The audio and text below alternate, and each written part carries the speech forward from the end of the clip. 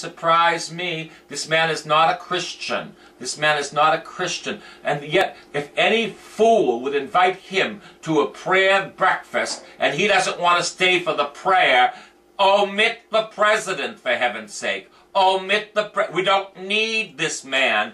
We don't need a president to come in and give us some more sweet talk. Listen, if he can't pray with the people, get over it. We don't need this man at a prayer breakfast. We don't need this man. He will not come in during the invocation and during the benediction. Isn't that interesting? I wonder if Allah told him that. I wonder if Allah told him that. Barack Hussein Obama. Oh, you know what else he's doing? Our king. Our king. You know what else he's doing? Let me tell you what else he's doing. People who make big donations, especially the rich, will not be able to take them out on their income tax. Do you want to know why? Because he wants all their money taxed. So rich people will not be able to take a break on their income tax. It's class hatred. Isn't that wonderful? Class hatred. But you know who's going to suffer?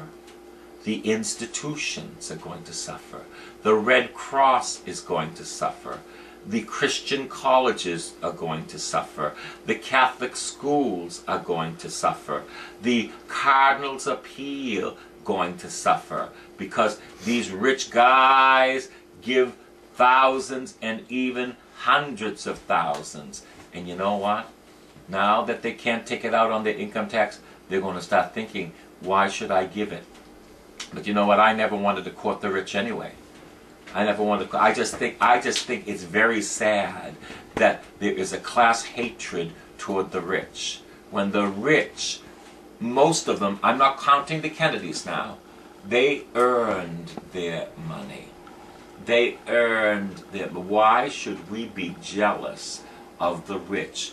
They earned their money. But you see, he's taking all the tax write-offs from the rich. Isn't that something? Isn't that something? He's dividing the country like the Civil War, the rich against the poor. I tell you, the rich pay most of our taxes. Now we want them to pay everything. You know, I knew that he was telling the untruth. Do you remember when he said in his campaign promises, do you remember, I remember, because I remember these things, do you remember what he said? I remember these words. Oh, and I knew they were words. Anyone making less than $100,000 a year will pay no taxes. That's what he said. That's right. No taxes. That's right. And then we have the Deval Patraka, you know, Deval, who's going to put 19 cents per gallon. Oh, mamma mia, they're made out of the same bolts of cloth. They are brothers in thievery who steal from us. They make all the debts, and we've got to pay for them. But I'm telling you, there's persecution coming down the road, and we're not ready. I've been saying this for years, but you know, it's building up now. There's persecution coming down the road, and we're not ready. Because you know what? You know what? We've been raised on bonds. We've been raised on bonds. And how many people will stand in the midst of persecution? How many people will be with the wild beasts, but they won't be lions and they won't be tigers, but they'll be the judge, the liberal judges who hate life, the liberal judges who want people who have faith dead. That's right, because faith is the issue. Faith is the issue. How many of us would undergo persecution from King Obama? It's coming down the road. It's coming down the road. You know, this whole thing of the fair act on radio, they take me off the air because of what I'm saying. What I'm saying about King Obama. I'm telling you, my friends, he is no king. He's more white than he is black. He's more white than he is black. There is a black genocide going on in Washington.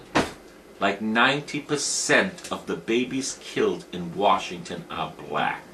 A black genocide. I tell you, if I were a black man, I would want my black babies. I would want those beautiful black babies saved from the butcher, from the abortion provider. Then we have Tiller the Killer. Do you realize Tiller the Killer, a couple of months ago, there was a botched abortion. A botched abortion. He does late-term abortions. And you know what? He starved that baby. And that baby died. Do you realize that Killer the Tiller, just a couple, Tiller the Killer, this is his name is Tiller. You look it up in your Google. Tiller, abortionist, T-I-L-L-E-R. Tiller the Killer, we call him. That the other day, that he slit the throat of a 9-month baby in the womb. They call it a partial birth abortion. A 9-month baby. You know, that's what he did.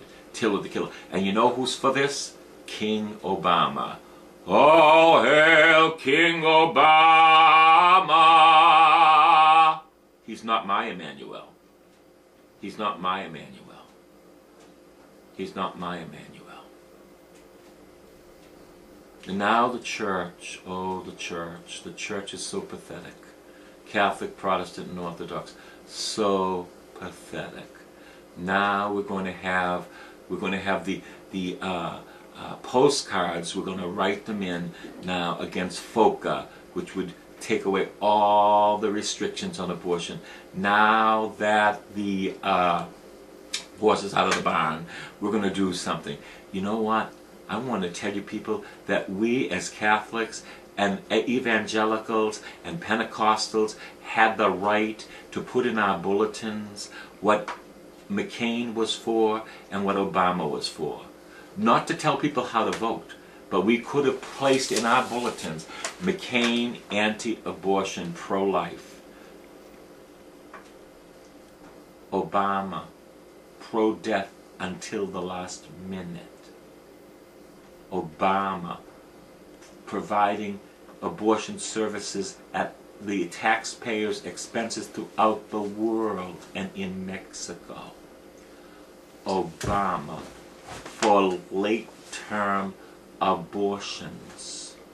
Obama that if a child was born at a botched abortion, he'd starve them. It's called infanticide. We could have put that in our bulletin. Now, we couldn't have made the people vote, because our people have been converted by the Globe rather than by the gospel. But at least we could have done that. And you know what? And it would have been legal. But guess what?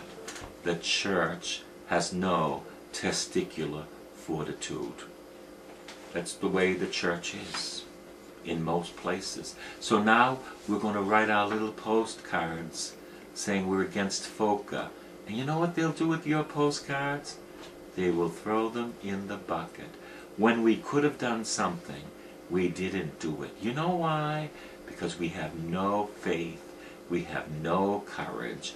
We want everyone to think that we're nice little people. And now that the horse is out of the barn, let's do something. I don't think so. Oh my God, Ignatius of Antioch would turn over in his grave. Justin Martyr would turn over in his grave. I'm going to tell you, Bishop Oscar Romero